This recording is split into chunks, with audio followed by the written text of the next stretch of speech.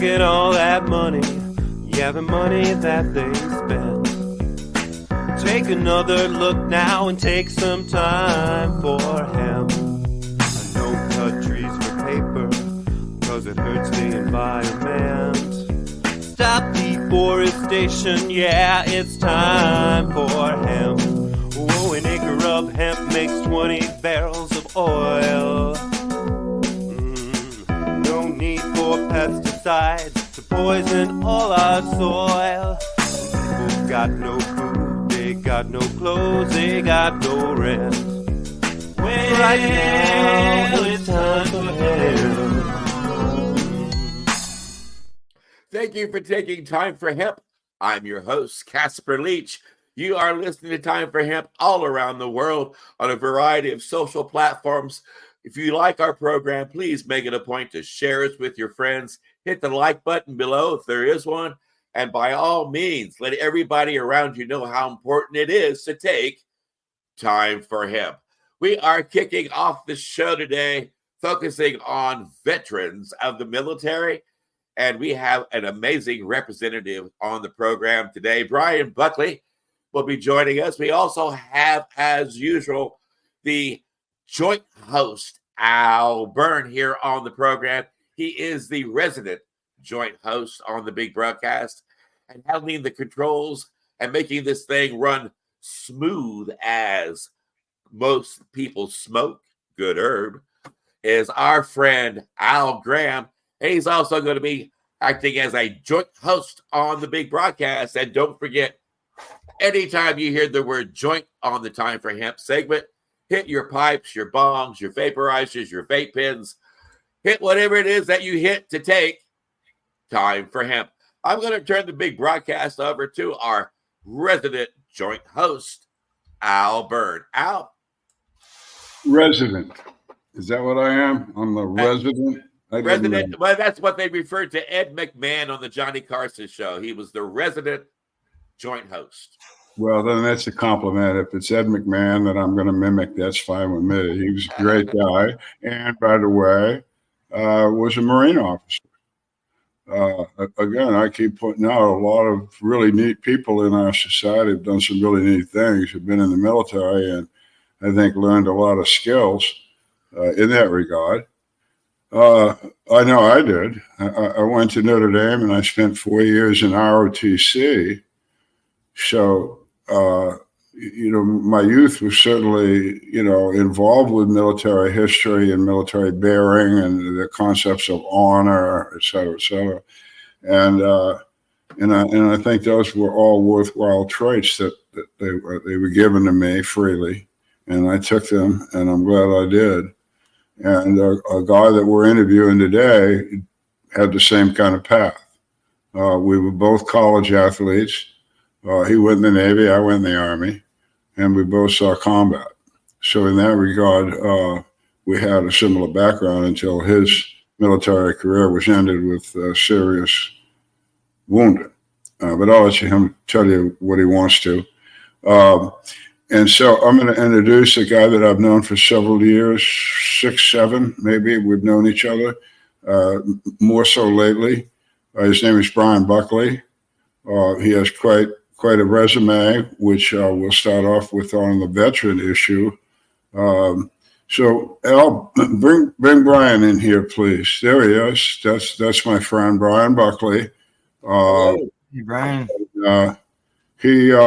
I want you to give us the basic thing. I grew up you grew up somewhere, and tell, where did you grow up? I know you were a football player in college. You can brag it up. Go ahead. And then you got the Marine Corps. Good for you. You can brag it up. Go ahead.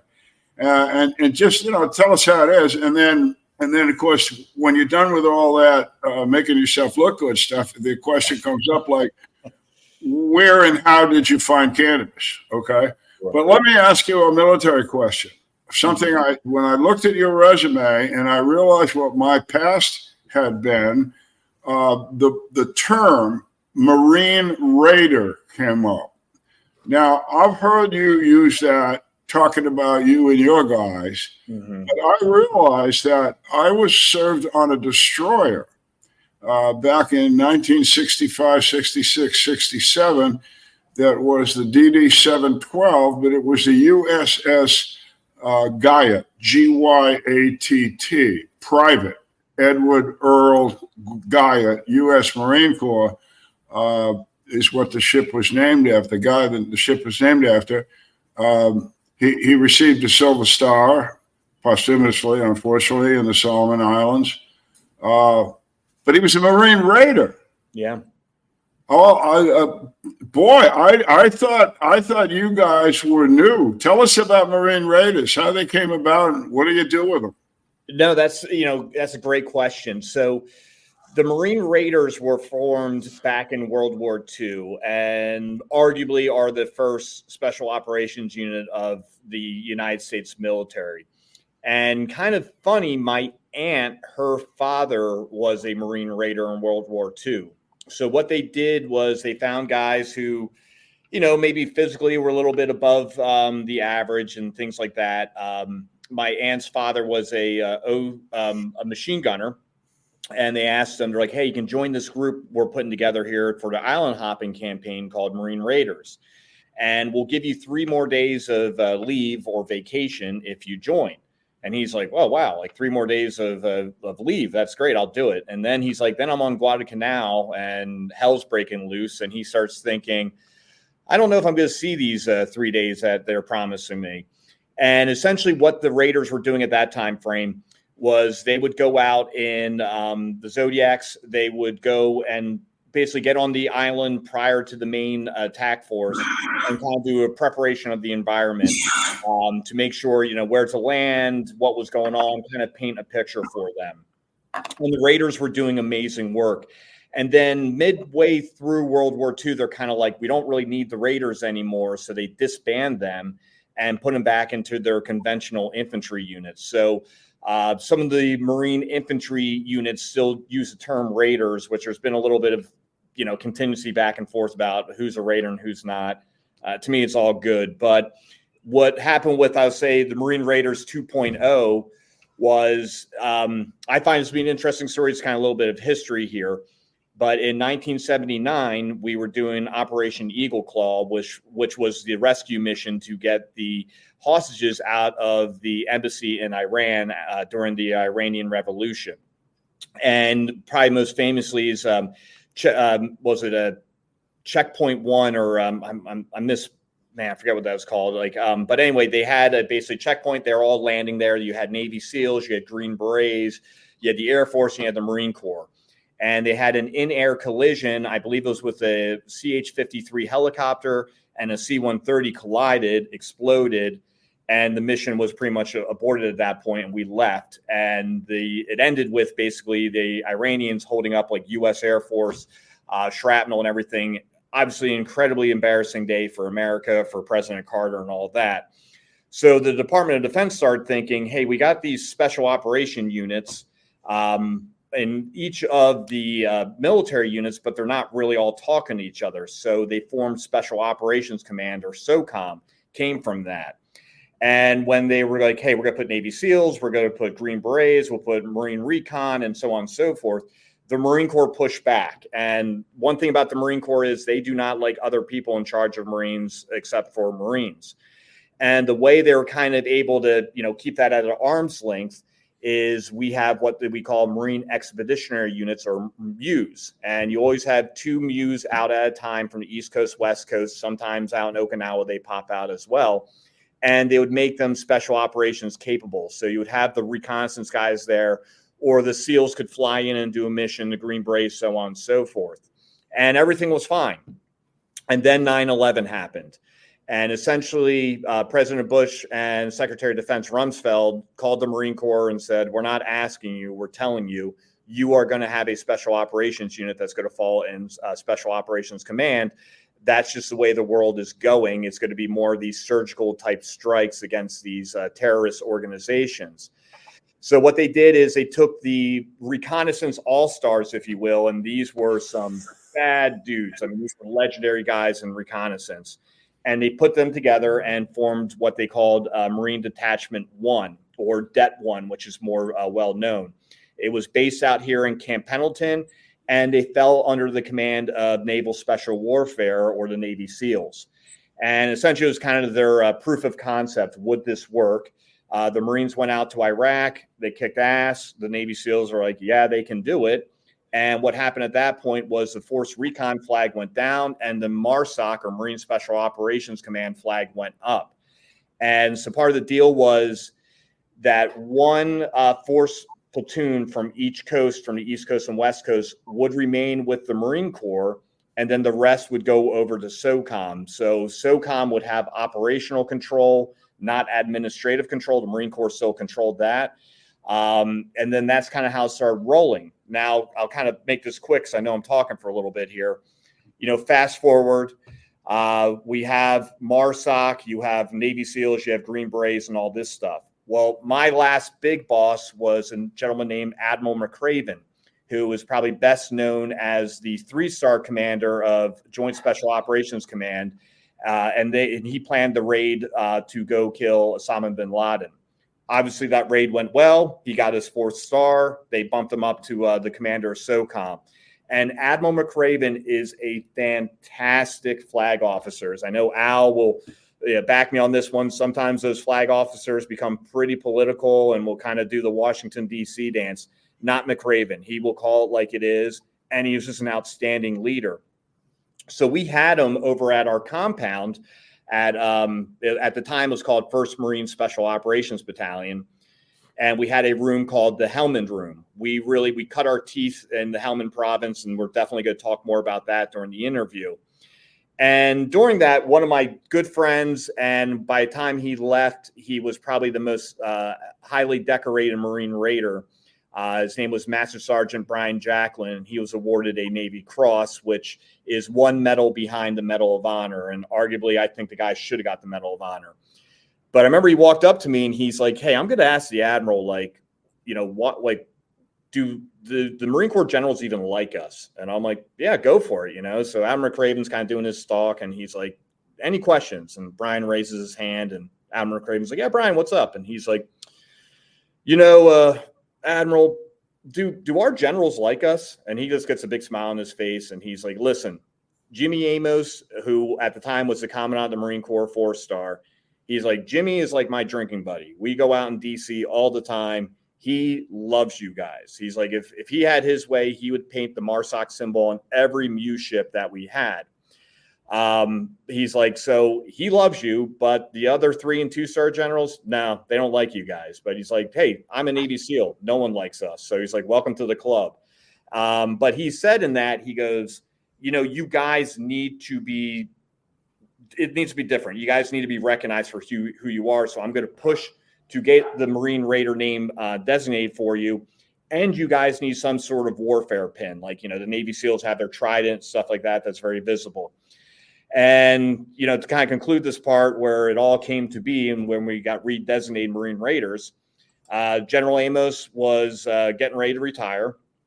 And I'll never forget, we're on a video teleconference with Admiral McCraven, and he's asking, when would we have a Marine officer that would be a theater special operations commander, which is like a 2-star?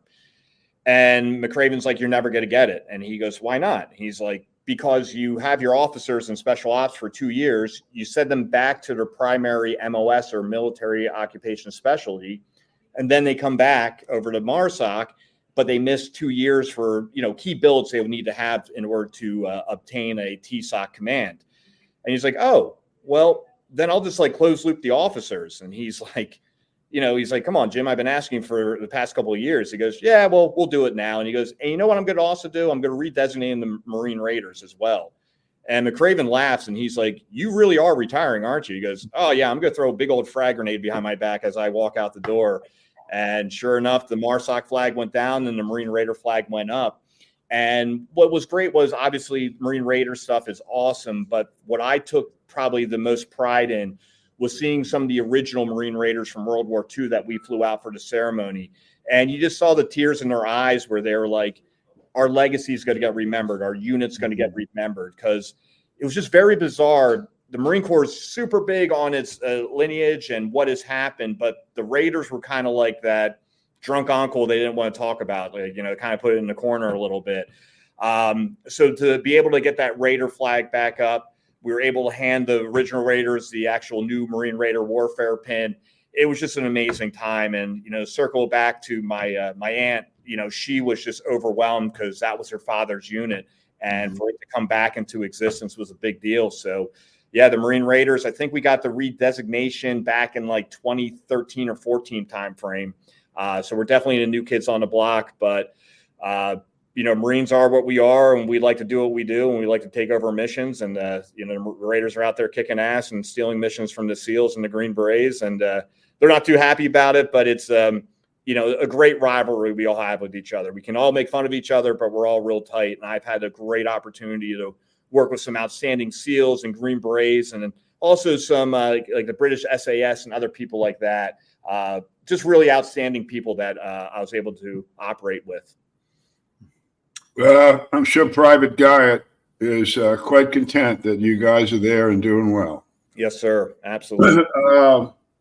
So listen, you had another life, right? You went to school, you were born somewhere. You played. Give us that little background, and then please tell us how a decorated veteran like yourself in the Marine Corps is representing a cannabis company.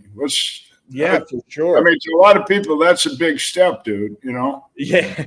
It was kind of funny. It was like, I remember we were in High Times, and like, I didn't know anything about it. It just kind of popped up and they did like special operation veterans or selling pot or something with the banner. But a lot of my friends text me when I woke up in the morning to these great texts. Are like, Buck had quite the trajectory to go there. Like, athlete, military, next thing you know, now he's selling pot. It's like, how'd that all happen?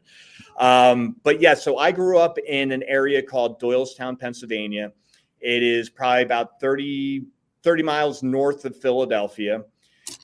Big time Philadelphia sports fan, which Al can testify to that one. We've had some good back and forth on that. And where I grew up, it was like a football mecca. The high school I went to was a school called Central Bucks West.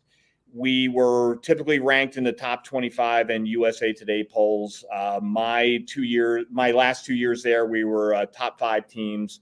So it was just a juggernaut. And we kind of joked, what the Spartans would do. They would call it the 10-10-1, where the 5 finger or 10 fingers, 10 toes, and a unit. That was good, going to be a Spartan warrior. So if you were a male born in Doylestown, Pennsylvania, you pretty much were getting groomed to play football. And so that's pretty much my entire life as a young Bryan Buckley, was just wholly focused on playing for Central Bucks West High School, and went there, had a really nice career. Started every year I was in that school, won 2 state titles, mentioned before, previously ranked. I think my record in high school was 40 wins with 1 defeat, and that was a 3-year period. And so from there, I'll never forget my junior year, we're playing in the state playoffs, and we're playing this team called Central Dolphin, and their head coach was the former head coach of the Naval Academy. So I had a pretty good game.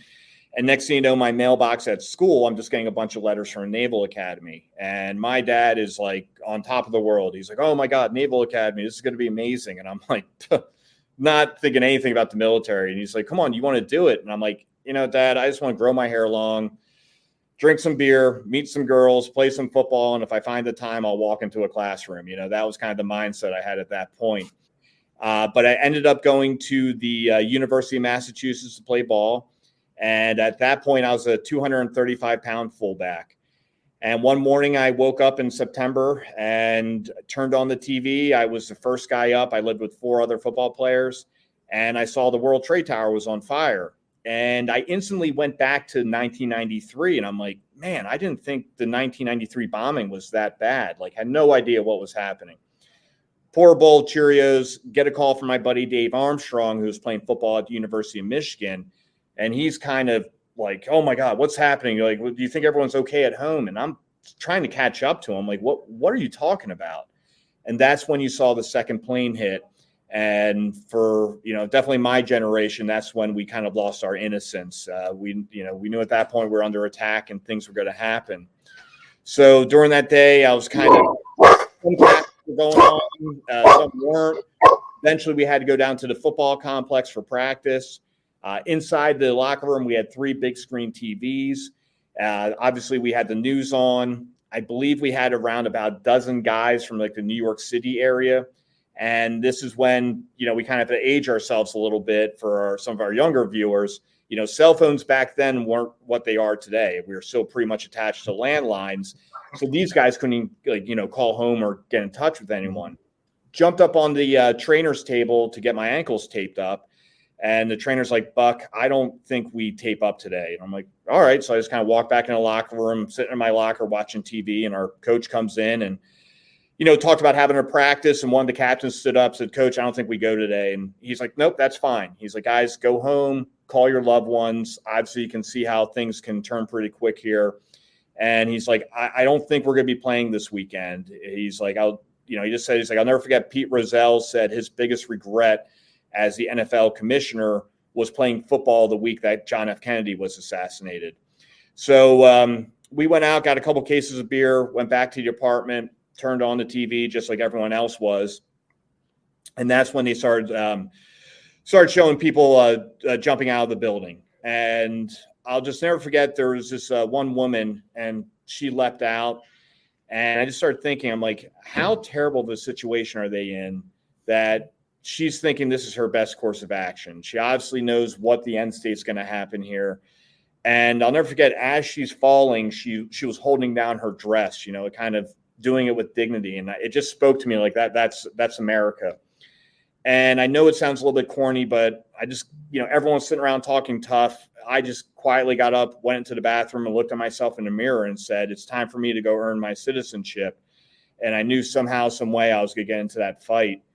And the next day I called my buddy who was at the Naval Academy at the time, told him what I wanted to do. He's like, if you come to the Naval Academy, you got to start over. And I started thinking like, oh God, I'm going to miss the war.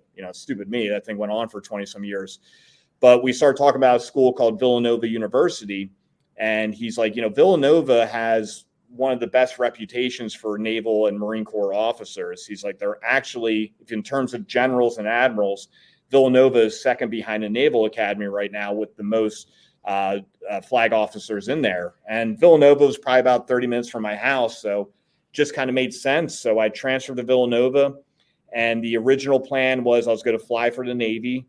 While I had to go to Newport, Rhode Island, I had to make up 2 years of ROTC. And then I checked in at Villanova, and they have an individual there called an assistant Marine officer instructor, which will be a gunnery sergeant in the Marine Corps, and they have to be drill instructors. And the gentleman I had was a guy named Gunnery Sergeant Donald Moeller, and he's what we would call a recon baby. Once he got through boot camp, did School of Infantry, he went right to reconnaissance, tried out, made it, and spent his career there in recon and that special operations training group. And just a really hard looking dude. Like if you had to draw a Marine, you're probably going to draw a guy close to this guy. And he pulled me aside one day and he's like, you want to fly for the Navy? And I'm like, yeah. And he's like, no, that's not you. And he's like, you need to come over to the Marine Corps and do some stuff here. So I went there and, he's like, you need to get into reconnaissance. And that was my mindset at that point. I was just obsessed with getting into Marine recon.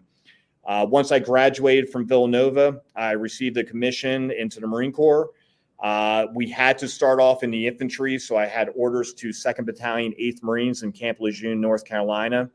We conducted a deployment to Fallujah, Iraq. And typically for Marine officers, you would have to stay in your infantry unit for 2 deployments before you can move on somewhere else. I had a pretty good deployment, and when I came back, they said, listen, we're going to give you an opportunity here. If you go take the Marine Recon Indoc and make it, we'll send you over to Recon a couple years early. And I'm thinking, great. Like I was a platoon commander in the infantry. All my buddies now are getting ready to be executive officers, which, you kind of lose your spurs a little bit. You're doing more admin stuff. But here I am having an opportunity to go have another command over in Recon. So went through, passed the Indoc, got orders over to the 2nd Reconnaissance Battalion in Camp Lejeune. We went back over to Iraq 6 months later. At this point, we were a kind of a quasi-force reconnaissance asset. Like I mentioned before, Force Recon was gone. It went over to MARSOC. But we were under command of the Marine Expeditionary Force. And the general who was in command of us was a man named General Gurganis, another outstanding flag officer. And he had us operating in the entire Al-Anbar province, which was Western Iraq, which was a very volatile area. It was kind of the Sunni area. That's where you had Ramadi and Fallujah and some kind of key cities. If you can go back into the 2004 through 2008 timeframe, you heard a lot about that place. Had another successful deployment. Again, I was supposed to stay in recon for a couple of years, but when I came back, they were starting back up force recon, and they asked me to take a force recon platoon. And I said, I'll do it, but can I be the first platoon out the door to go over to Afghanistan? And they're like, no, this one captain hasn't deployed in 2 years. He has to deploy. And that's when I started talking about taking the MARSOC selection. And my commander was kind of like, come on, man, like you don't want to be a MARSOC. You're a Marine, you know, all that stuff. And I'm like, well, sir, with all due respect, I'm like, if you look at our recruiting videos, you have guys running across bridges atop of lava. They've run across, they fight a dragon, and once they kill the dragon, they become a Marine. I'm like, these are the guys you guys are trying to recruit, people who want to see how far the rabbit hole goes. And I'm like, you know, I really want to go over to MARSOC and test myself and see what I can do. And he just looked at me, he goes, all right, that was a good sales pitch. And he's like, you're first lieutenant. This is actually probably a good time frame for you to go take selection. So he's like, here's the deal. You make selection, I'll cut you orders, and you can go over to MARSOC. So went over to selection. I think there was like 300 of us went over there to try out. Not a lot of us made it, but luckily I was one of the ones who made it through, and went to MARSOC and started doing deployments over in Africa, Southeast Asia, and as well as Afghanistan, in particular, the Helmand province. And, you know, it was very interesting, a lot different from conventional forces. You're dealing with ambassadors, you're kind of dealing with some high level stuff. You're definitely going into places where they don't really have a lot of answers. That's kind of on us to figure out what's going on. And I would say probably the most dynamic deployment I did was my tour in Afghanistan in the summer of 2012. This is not anything to brag about. It just is what it is. I was told by a general that year, they're like, this has been the bloodiest summer for special operation forces since the Vietnam War. I had a 15-man Raider team, and I think I handed out 10 Purple Hearts. We had one KIA, and that was pretty successful compared to some other SEALs and Green Berets and other Raider teams. We're just losing a lot of guys. And to put how kind of volatile that deployment was, there were, at the time, you would have 3 teams in a Marine Special Operation company, and each team was led by a Marine captain. And we got there in May. In June of that year, Captain Derek Herrera was shot and paralyzed, so he had to come home. In July, I got lit up by what they call underbarrel grenade launcher, or UGL. Took shrapnel all throughout my body, up into the left part of my head. Still have a lot of shrapnel in my body still. But, you know, when I came out of my first surgery, luckily my doctor was a former Army Ranger. And, you know, myself and 2 other of my teammates were wounded. And he's like, what do you want to do? And I'm like, what are my options? And he's like, well, your 2 friends are going home. They want to send you home, but you're my patient. If you want to stay, I'll keep you. And I'm like, I'm staying. And he goes, I figure you're going to say that. And he just turned and said, listen, Captain Buckley's my patient. He's staying. And he looked at me. He goes, I need to do 2 more surgeries on you. So I'm going to give you about 24-hour rest. And then I'm going to give you about 48-hour rest. And then we should be good to go. And they did the next couple surgeries. And a couple of days later, I was back out on missions. The medical staff there was incredible, and they put Humpty Dumpty back together again and went back out and, you know, kept fighting. And kind of what my team was doing, we had the Special Operations mission. We had things called village stability platforms. So Raiders, SEALs, and Green Berets, they would go into villages. They would grow their beards out, wear traditional dress, do everything from building a well in that town to standing up a local police force. And ultimately, what they wanted to do was help them learn how to provide their own security and start up their own local economy so they could self-sustain. My team was the commando team. So I was in charge of the 7th Afghan Special Operations Kandak, or Special Operations Battalion. I was in charge of 777 Afghan commandos and special forces. We would take the Afghan special forces and have them supplement with the other village stability platforms. I would take the commandos out, and we built them like Army Rangers. They weren't there to hug or kiss or shake hands. They were there to smash. And we would go after Taliban high-value targets, or we would go support the village stability platforms to give them what we would call white space. The Taliban loved to fight us, so we would fight the Taliban and allow a little bit more freedom of movement for the VSP teams to maybe set up another police checkpoint and things like that. And unfortunately, later on that deployment, it was towards the end of October, our insert platform was the 160th Special Operation Aviation Regiment. If you ever saw Black Hawk Down, it was the Black Hawk Down pilots. These guys, they're all warrant officers, and these guys are the best pilots in the world. But had a helicopter incident where I had a spiral fracture and dislocated my ankle. And I had to stay on it for 2 days during the mission just because I couldn't bring more helicopters in, just due to the threat of them being shot down. So when I came back off that mission, basically I had to put my ankle back in place. They sent me to Germany. I had a deal with my CJ Soda commander, who it was ran by the Army Special Forces 7th Group, that I could do my surgery and rehab in Germany. Then it would bring me back down to Afghanistan. Clearly, I would not be able to go out and fight, but I'd be able to stay back in the rear and help plan. But my ankle was so swollen, they're like, we could do the surgery. We just wouldn't be able to put you back together again. So they had to fly me back to Cali and let my ankle chill out, let the swelling go down, did the surgery. But unfortunately, it was a pretty bad surgery, so I wasn't able to go back. But I was able to, rehab and get myself through it and go back out on a couple other missions before I ultimately left the Marine Corps. Wow, that is amazing. And talk about dedication. Thank you. Yes, Thank you for all your achievements. So let's go. Let's speed up to today. Bryan is married. Yep. I've never met his wife, but she's a charmer. I'll tell you. Couple of kids who he pays a lot of attention to. Yeah. He owns.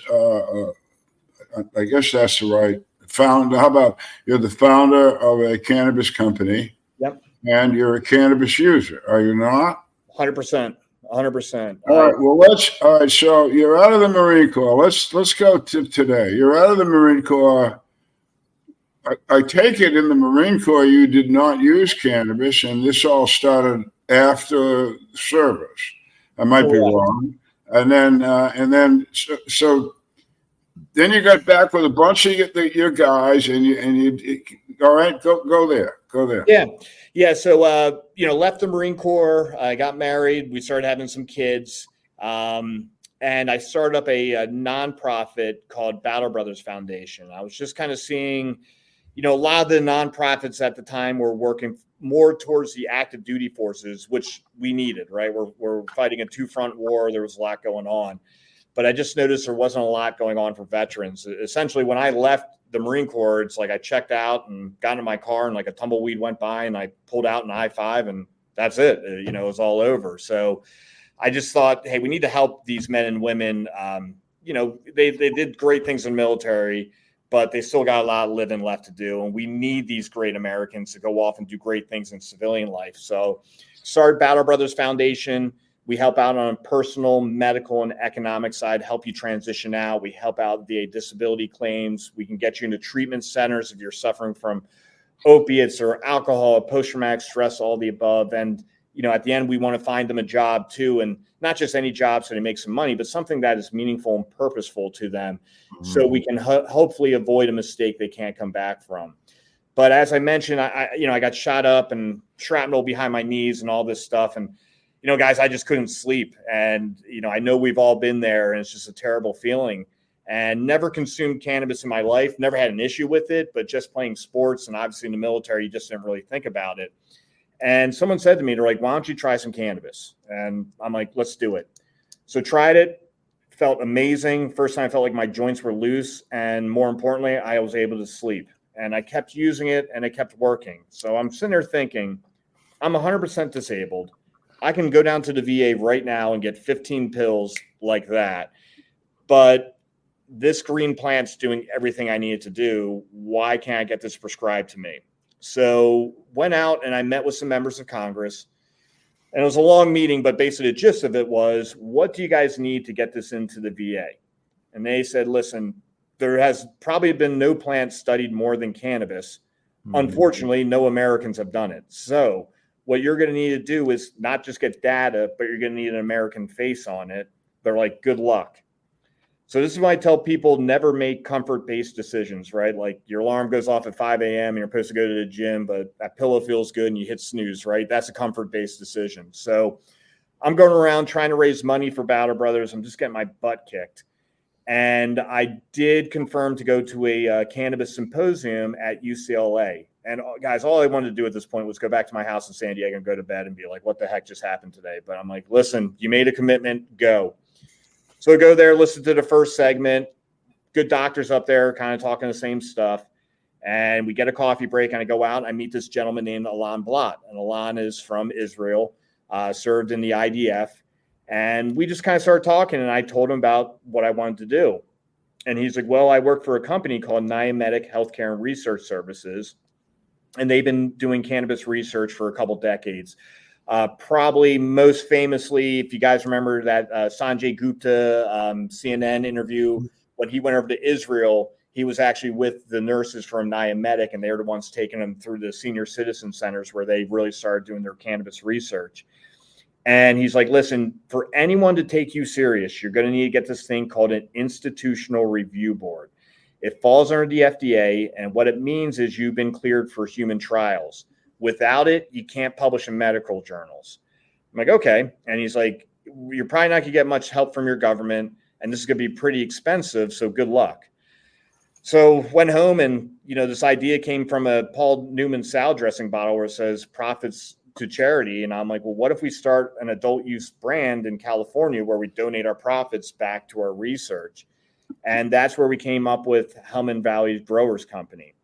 And the four letters HVGC are very significant in the Marine Raider world. That is basically, it stands for the Hellman Valley Gun Club, HVGC. So I threw those letters up on the wall, came up with Hellman Valley Growers Company pretty quick. And I'm like, man, that works. Let me go brief the Raiders and make sure they're good with this. And when I told them everything I wanted to do, they're like, hey, not are we cool with you using the four letters, but can we get a job with you when we get out? And I'm like, well, yeah, that's kind of essentially what we want to have happen, is have veterans making medicine for veterans. And we launched the company with our first $50,000 of profits. We had to put that forward to develop a study design to see if medical cannabis can reduce the symptoms of post-traumatic stress. It went back and forth a lot. They're asking us if we have an FDA license. Are we working with the National Institute of Drug Abuse, or NIDA? We said, no. We want to keep this in-house so we can control it. And eventually we got approved for it. And typically the IRBs are saved for medical companies or universities or colleges. So for a private company to get one of these, that was pretty significant. And that's been the whole mission behind Hellman Valley, is to develop this treatment protocol and formulation and see if one day, after we do enough of these studies, if we can get this into the VA, just not making medical cannabis legal for veterans, but for every patient that could benefit from it. Well, I'm listening to quite a lot that's going on with your organization. So I get the impression you're not doing any of this alone. I mean, gosh, you say if someone comes to you, they need help getting paperwork in, you can help do that. If someone needs help do it, you can help do that. And if you're working on, so I get the impression, and plus you've got a wife and kids, and unless I'm mistaken, they require at least 1 or 2 hours a week of your life. Yeah, we keep a pretty tight timeline on that one. So I'm thinking there must be a team of people that's around you. Yeah. There's been a great group, just not veterans, but also just some really great citizens. People say, like, listen, I never served, I don't know. It's like, listen, these boys and girls went forward to fight for you. Now they're back here and they're not in such great shape. Now it's your turn to step up and fight for them. They went forward to go fight for your American dream. Now it's time for you to fight for them so they can go live their American dream. Well, tell me about your team. Who makes your product? Who gets it out there? Who helps you with the paperwork? Who helps you with your research? Who helps you with all the things that you do? I mean, so on the research side, we're working with a company called Niamedic that I mentioned before. The gentleman leading the steering committee is a man named Dr. Victor Novak. He's an Israeli, obviously worked with Dr. Meshulam. And he also at one point was in charge of Harvard's Clinical Research Institute. So really a big name. He's done a bunch of FDA trials. So he's the one really kind of guiding us of how we need to get this done. Because let's be honest, pharmaceutical is a big, big lobby group, and they're very powerful. And I tell people, you don't get elected by people, you get elected by money. And he's like, listen, if we call this like we're going to cure post-traumatic stress or do something like that, he's like, the American psychiatric units will just stomp us out. They're going to crush us before we even get going. So we kind of have to be a little bit meticulous how we're doing this. And one thing I failed to mention was once we got approved for the Institutional Review Board, we're able to bring UC Irvine as our principal investigators. So essentially we'll have Israeli doctors working with U.S. veterans and American doctors saying, yep, that happened. And it was kind of, it was a little difficult on that side because they didn't want to have, touching THC. I mean, now they're thinking about all these federal grants their university gets. But through working with lawyers, we basically came up like, you guys are essentially in an observational role. You're not touching anything. So you're not really handling THC. And that's how we were able to kind of do that little cutout to get them to approve it. And then, we got, some great groups that we're working with that we've partnered with. Right now, we've actually just launched a hemp line and working with a really great group called Smile and Wellness. You can actually go on their website and purchase some of our Delta products and things like that we have, and we can mail it right to your house. And on the Battle Brothers side, we got a great group of just awesome people. We got doctors from Stanford. We got former military officers. I have some of my family as part of it and some of my friends. So it's really been a great kind of call to action where people have rogered up to help out. And listen, this has been very difficult.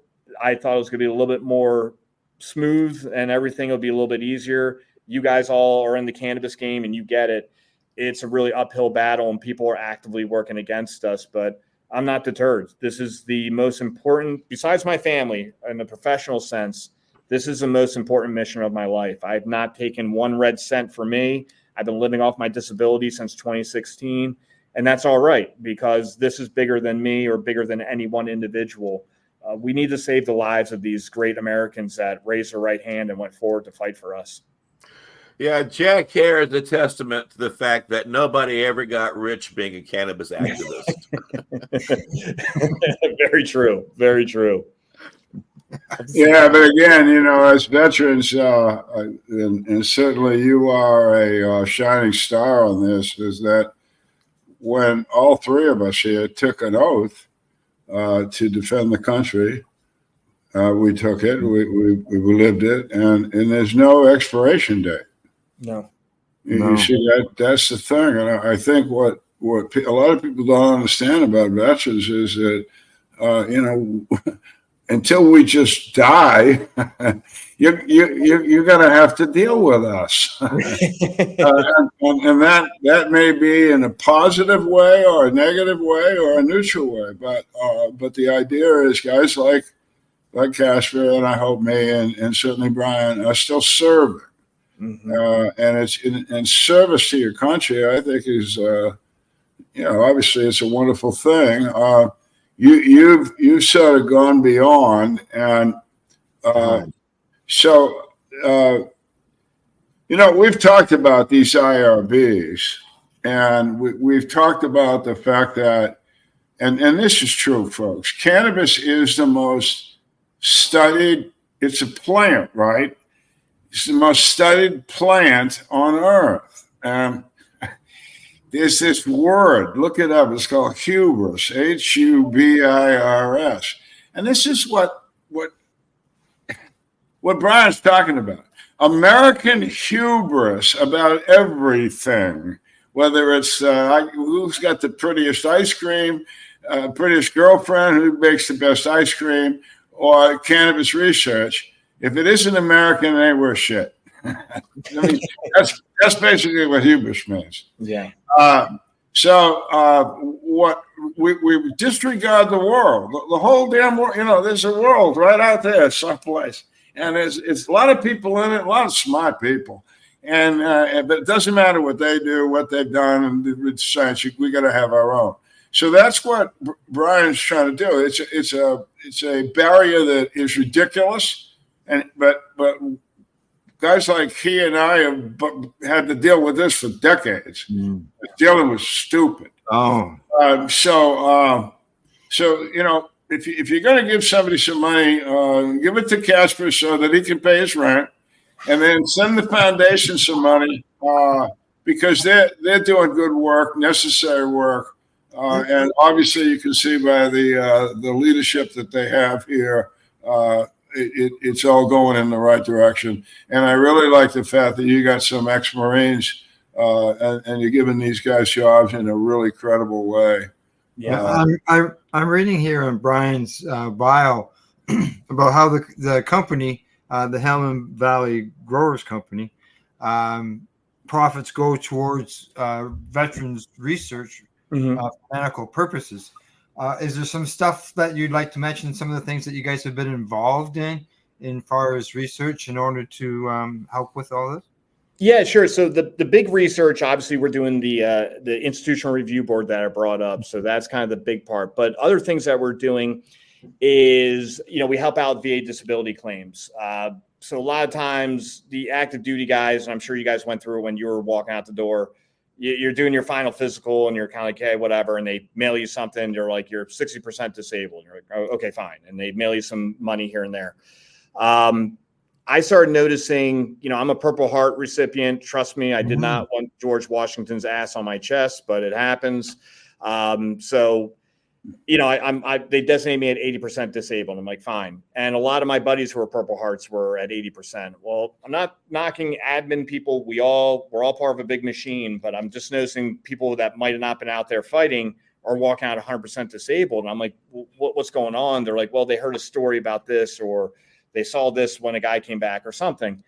And I'm like, man, this is messed up. So it really just started out where I was just helping out my friends get up to 100% disability, because that is a massive game changer, not just for you, but for your family. I'm like, we all went forward and we played around on the playground, but the wives were back here, keeping the house like warm and raising the kids and doing all this. Well, exactly. This gives them a great opportunity to maybe go off and do some things they want to do and take care of your family.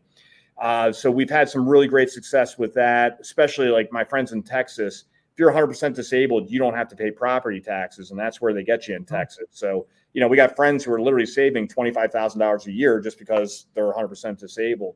Some of the good things that we've been able to do is help veterans who are suffering with alcohol or opiates or post-traumatic stress. One big thing I tell everyone, and it's really difficult, I had a veteran, Army veteran, and turned out one night, he was struggling. I've been working with him. He was up in a Motel 6. Basically his family life was falling apart.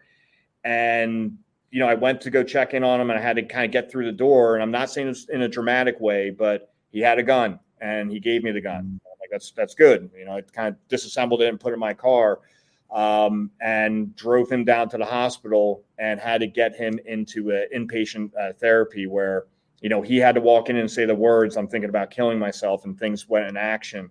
And, the guy there's a big mess. Like, he didn't have an ID. He tried to get on to Camp Pendleton. The Marines kept his ID because his car was all kind of out of whack, and he just drove right off the base. So we were trying to get him to a treatment center in Arizona, and we were trying to figure out how to get him there. And then he just kind of called up and flipped out on me. And it's like, he's like, "Why are you doing this to me? What with X, Y, and Z?" And I'm like, "Hey, just stick with us. We're going to get you through it." And eventually he walked out and just kind of mother effed me and all this stuff. And I'm just kind of shocked. But what our director of treatment and recovery, he's like, "Listen, you popped your cherry." And I'm like, "What do you mean?" He's like, and my buddy's he's a recovering alcoholic, and he's like, listen, the 12 steps are a real thing. And he's like, I think it's step 3 is when you've got to ask for help. And he's like, if they don't want the help, it's never going to work for them. You can't want something for them. They got to want it themselves. And he's like, I've had guys on heroin that I know are going to die in about 2 weeks if they don't stay in treatment. But if they walk out and they don't want to do it themselves, it is what it is. So he's like, you kind of have to let them go. And, so that's kind of the tough part. But, Al and I both have a mutual connection where we were on a group called the Veterans Action Council. He came on and he just said, listen, I'm drinking too much and I need some help. And it was like, okay, if you're ready, we'll do it. And called up my the director of treatment and recovery. And about 3 days later, we had him into a treatment facility, and he's been sober since. So he really wants it. So that's why I tell people, it's like the veteran, they've really got to want to help themselves first to actually make this work. But we've had some great success stories there. And then job-wise, it's been great helping people find work. And the nice thing about Battle Brothers is you don't have to start at point A and go to point Z. Sometimes I get a call and someone's like, I'm drinking too much. I need some help, or I need work, or I need something. That's fine. We gear it to you. And then we also work with other nonprofits. One thing we learned is if you're paralyzed, some great therapy is actually riding a horse, because a horse, the way it moves, it almost moves like a human moves. So you actually build up their core, and their core strength gets better. I'm not going to go start a horse farm, but if we can send vets and I can send that farm $5,000, we're going to do it. So we kind of like to work that as well. Again, just to meet the needs of that individual veteran so they can go forward and do some great things for our country. It sounds like you guys are doing some great work. There's no doubt about that. I'm trying. We're trying. Well, Bryan, is there anything that you'd like to cover with us before we wrap up here? Yeah, I mean, obviously, you've given us incredible background information. I'm like, what's a Marine Raider? Wow. Yeah. But I just want to point out to those folks that don't know, especially our Canadian viewers, the U.S. Marine Corps is part of the United States Navy. It's not its own force, and that camaraderie between the two is fierce. Yeah. We in the Navy have the responsibility to take care of those guys that are getting on beaches and in holes. Yeah. And that's what our big guns are for. And we sit there waiting 24/7. If you need us, we're there. They know that.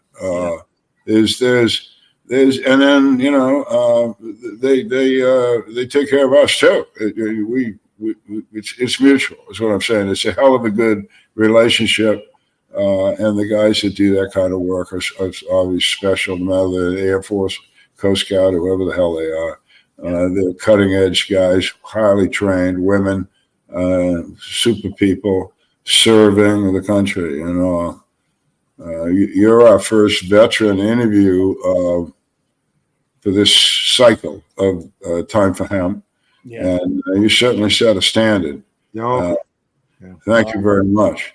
I appreciate it, and I mean, you guys are legends. So just being here with you guys is quite a treat for me as well.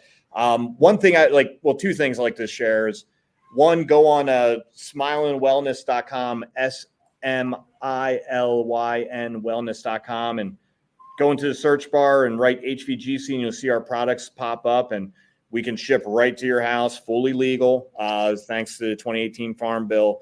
But again, those profits will go back to help support our research, which we desperately need. So real excited if you guys could help us out there. And, we spent some time talking about, who we are, and we took our oath, and that doesn't end until, we take that long dirt nap.